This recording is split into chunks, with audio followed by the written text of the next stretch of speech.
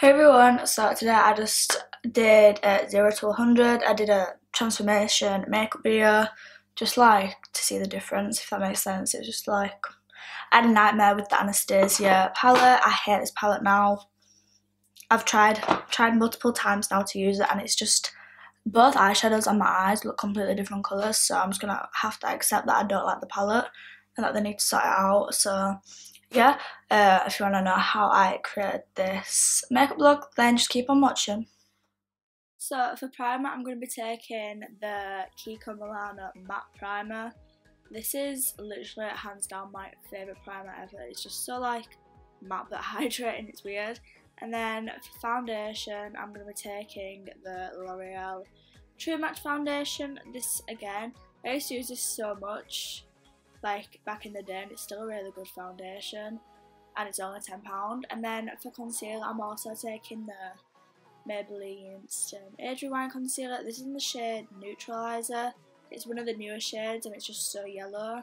I think it's like designed to brighten under eyes, but it's just that perfect like yellow shade what everyone loves. So I choose that as my actual highlighting concealer, and then I'm cream contouring with the Chanel Soleil de Tan Chanel Cream Bronze, or whatever it's called.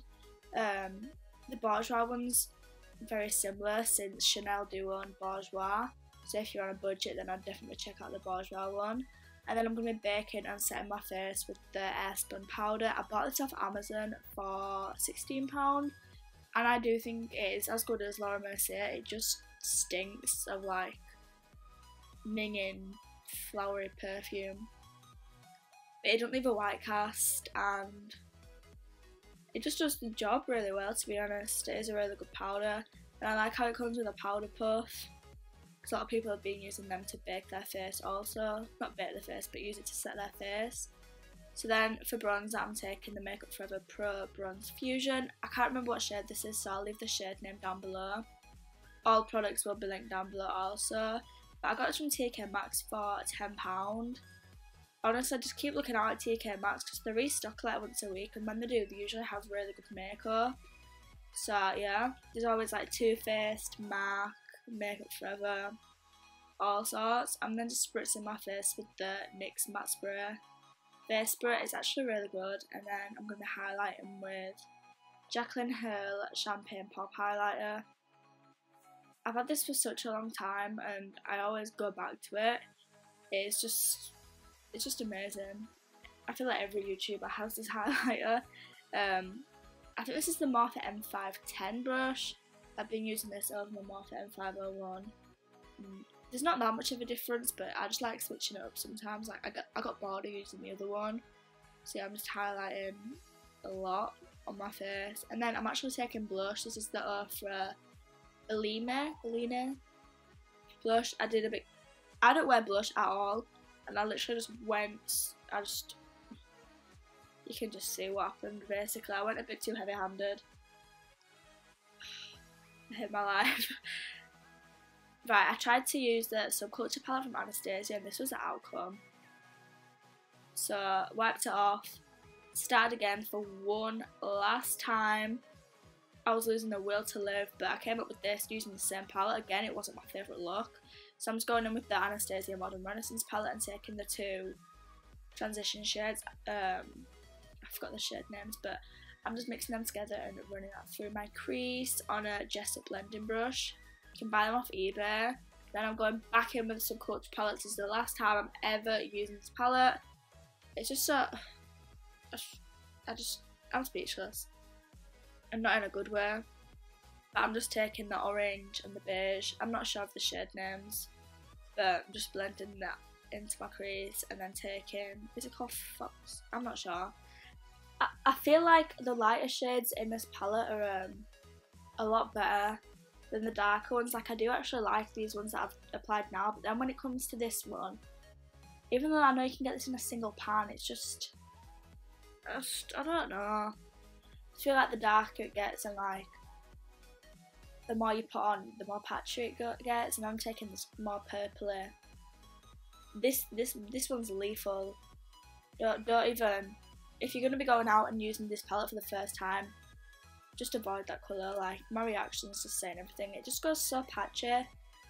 And then I'm just going to be cutting out my crease with the Tarte Shape Tape Concealer. Everyone asked me where I got this, and I actually did get it from the Tarte website, direct from that, because they had like free UK shipping, but I still had to pay tax and stuff. So honestly, I'd just try to get it from QVC.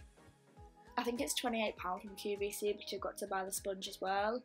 But it's literally just like, probably still cheaper than buying it from the website, and it'll come quicker because it's from the UK. Then I'm just taking a synthetic brush and just patting out the edges so it's not really that harsh, and then taking that beige colour again and just pressing that all over my lid. I've never really done these shades of cut crease before, like on my lid. I'm just blending fudge on the outer portion of my eye, like the outer corner, just to blend it. What I noticed is like both eyes look different shades. I'm taking, I think it's Vermeer from the Modern Renaissance palette, and using that for my brow bone and also my inner corner. I used to use this all the time, and then when I got my Anastasia Glow Kit, I used like a shade from there, which is just brighter.